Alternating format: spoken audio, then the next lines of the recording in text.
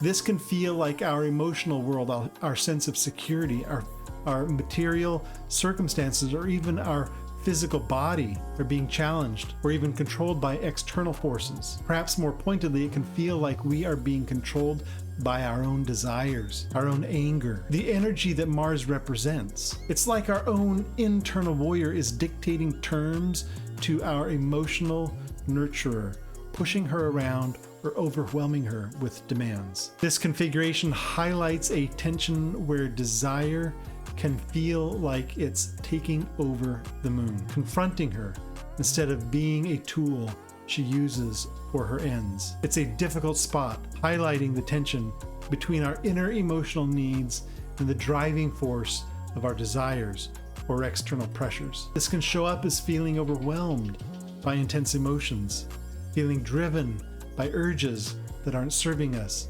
or feeling like outside circumstances are dictating our emotional state or material reality. It's a feeling of being pushed around by forces that feel bigger than us, whether they are external circumstances and situations or our own unchecked impulses. It's the nurturer feeling vulnerable and exposed, struggling to maintain balance against powerful internal or external drives. Adding to this intensity, the moon is also approaching an opposition with Uranus, the planet of sudden change, disruption, and awakening, which is also in Taurus, close to the sun. This adds a layer of unexpected shifts, sudden awareness, or perhaps a feeling of anxiety or instability around this full moon. It's like the ground might feel a little shaky, or you might receive sudden insights that challenge your sense of security or what you hold on to. Things could feel unpredictable, or you might feel a sudden urge for freedom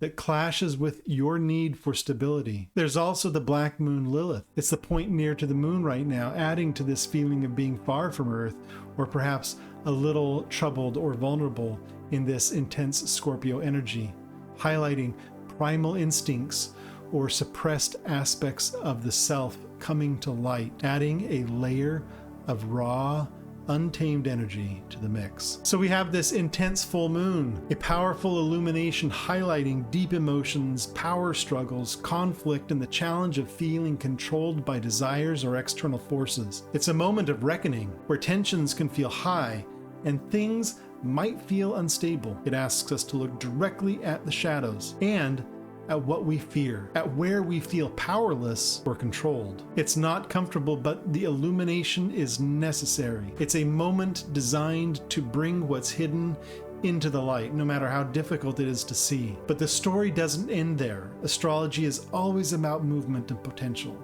The peak of the full moon is just one point on a larger journey. The journey shifts and new opportunities arise. After the peak of the full moon, the moon continues her journey through the zodiac. A few days later, she will connect with Pluto, which, as we mentioned, is retrograde in Aquarius. This meeting with Pluto is a significant turning point. Think of Pluto as the force that helps us shed what is no longer needed, like a snake shedding its skin, or the transformer that breaks down the old to make way for the new. When the moon, representing our emotional body, our sense of security in our material world, meets Pluto, it's a powerful opportunity for deep release and even rebirth. It's a moment where the nurturer comes face to face with the transformer, and this encounter can be intensely cleansing and freeing.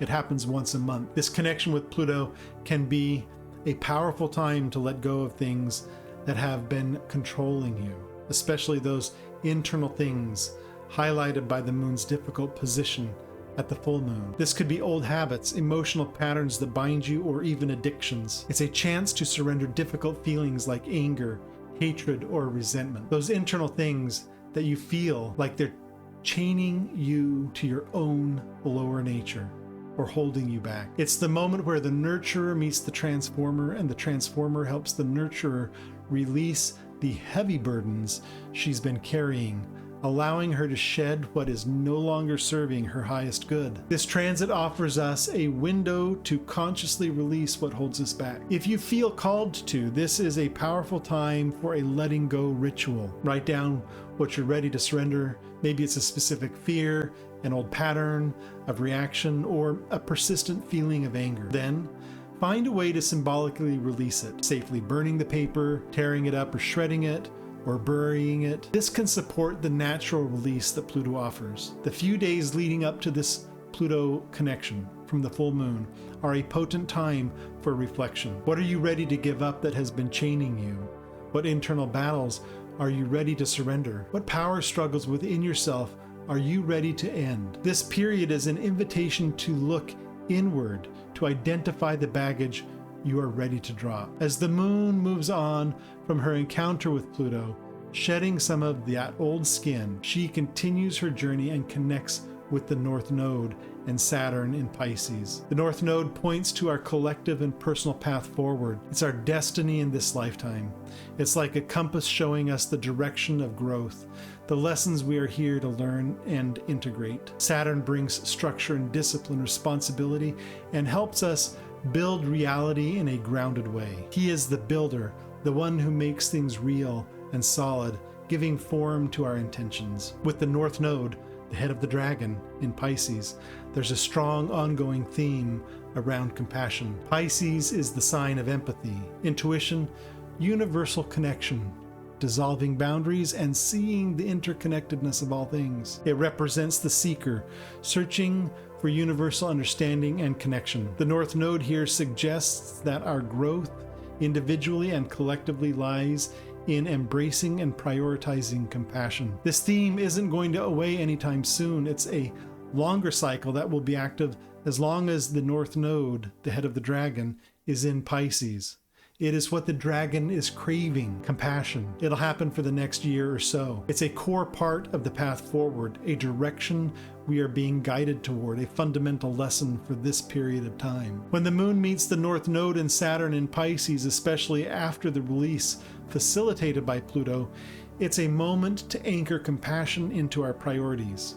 It's about bringing this gentle understanding and unifying energy into the material world and emotional landscape. It's like after shedding the heavy cloak of old patterns and difficult emotions, we are invited to wrap ourselves and others in the energy of compassion. This is the agenda, the path forward, especially for the energies connected to the moon, our daily lives, our feelings, our sense of security.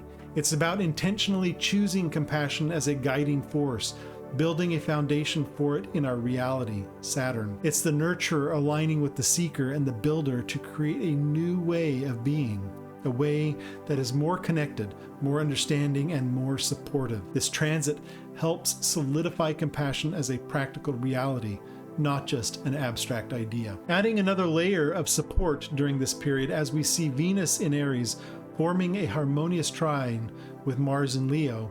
A trine is an easy flow of energy, like a current helping you move downstream. It's a supportive connection where these two planets work well together. Venus is the planet of harmony, peace, values, and what we desire. Venus is the lover, seeking connection and beauty. She is justice. Mars is action, energy, and will.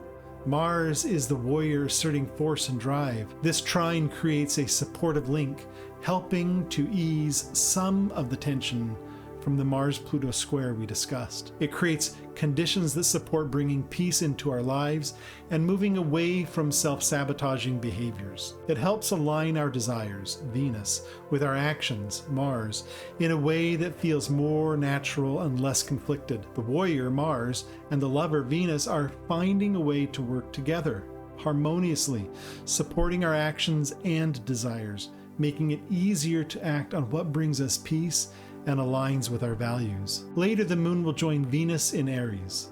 This conjunction is a positive time for connecting with our values, finding harmony in action, and perhaps taking steps towards things that bring us peace and beauty. It's a moment where our emotional needs, moon, can align easily with our desires and values, Venus. This supportive flow helps us integrate the lessons of release and compassion into our active lives. It's the nurturer joining forces with the lover to bring more beauty and peace into our daily experience, making it easier to embody the changes initiated by the full moon and subsequent transits. This is a period where intentional action towards harmony is supported by the astrological energies. So how do you find where these powerful energies are playing out for you personally? While I can't look at your specific chart here, you can always look at your own birth chart using whole sign houses.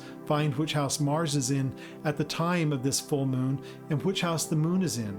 These will be in opposite houses by whole sign. The house Mars occupies can show you what area of life might feel challenged, where those internal desires or external pressures are most active, and what you might be called to surrender. It points to the area where conflict or intense energy is concentrated, where the warrior is most active, demanding attention and action. The house the moon occupies shows you where you are seeking harmony and balance, where your emotional needs are centered during this time, and where the opportunity for release and renewal is focused. It's where the nurturer needs care and attention, and where you can most effectively integrate the energy of compassion after releasing what holds you back. By understanding these houses, you get a personal map for navigating this intense period, identifying what needs to be let go of in the area at Mars's house to bring peace and balance to another, the moon's house.